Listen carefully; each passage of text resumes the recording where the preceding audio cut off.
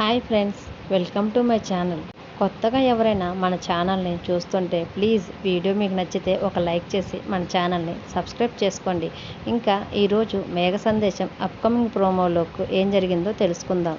తార, ధ్రువ ఇద్దరు మళ్ళీ కలిసి పూరి దగ్గరకు వచ్చి ఆ డాక్యుమెంట్ మీద సంతకం చేయని తార పూరిని బలవంతం పెడుతూ ఉంటుంది. పూరి నేను పెట్టను అని తల అడ్డంగా ఊపుతూ తారతో నేను పెట్టను అని చెప్తుంది. అప్పుడు తార, ఏంటే నిన్నంటే మీ అమ్మ నీకు ఫోన్ చేసింది కాబట్టి సంతకం పెట్టకుండా బతికిపోయావు. ఈరోజు నిన్ను ఎవరు కాపాడుతారో నేను కూడా చూస్తానని పూరిని బాగా చిత్రహింసలు పెడుతూ ఉంటుంది. అదంతా కూడా ధ్రువ కళ్ళ ముందే జరుగుతున్నా కానీ ధ్రువ తారాని కొద్దిగా కూడా ఆగమని చెప్పడు. అలాగే పూరిని కూడా తార నుంచి కాపాడే ప్రయత్నం కూడా చేయడు.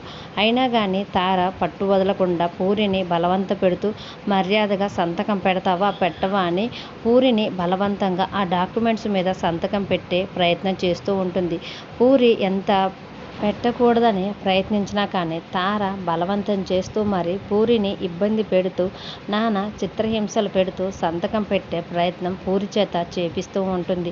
పూరి మాత్రం పట్టు వదలకుండా పెట్టకుండా ఉండేసరికి ఒక్కసారిగా తారకి కోపం వచ్చి చీపో అని పూరిని ఒక్కసారిగా నెట్టివేస్తుంది. దాంతో పూరి కింద పడేటట్లుగా పడిపోబోతుంటే అప్పుడే గగన్ వచ్చి పూరి కింద పడకుండా పూరికి ఏమి కాకుండా జాగ్రత్త తన చేతులతో పట్టుకుంటాడు. అప్పుడు పూరి తనని కాపాడింది ఎవరన్నట్లు చూసేసరికి అప్పుడు ఆకాశ్లో ఉన్న గగన్ వచ్చి పూరిని పట్టుకునేసరికి ఒక్కసారిగా పూరి గగనే మళ్ళీ వచ్చాడనుకొని అన్నయ్య అని ప్రేమగా పిలుస్తూ ఒక్కసారిగా ఆకాష్ని హక్ చేసుకుంటూ ఉంటుంది. అదంతా చూసి శారద చాలా సంతోషపడిపోతూ ఉంటుంది.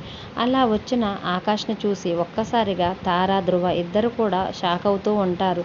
మరి తన కళ్ళ ముందే పూరిని నెట్టివేస్తున్నా కానీ ధ్రువ కాపాడే ప్రయత్నం చేయకుండా వచ్చిన గగన్ని చూసి ఒక్కసారిగా షాక్లో అలాగే ఉండిపోతారు. మరి ఆకాష్ తన చెల్లెలు పూరిని ఇబ్బంది పెడుతున్న తార, ధ్రువకి ఎలాంటి బుద్ధి చెప్తాడు? గగన్ లాగే ఉన్న ఆకాష్ తిరిగి వచ్చాడు కాబట్టి ధ్రువ, తార ఇద్దరు కలిసి మళ్ళీ గగన్లా ఉన్న ఆకాష్తో పెళ్లి చేయాలని ఏమైనా ప్లాన్ చేస్తారా అనేది రానున్న ఎపిసోడ్స్లో చూద్దాం. Thank you for watching.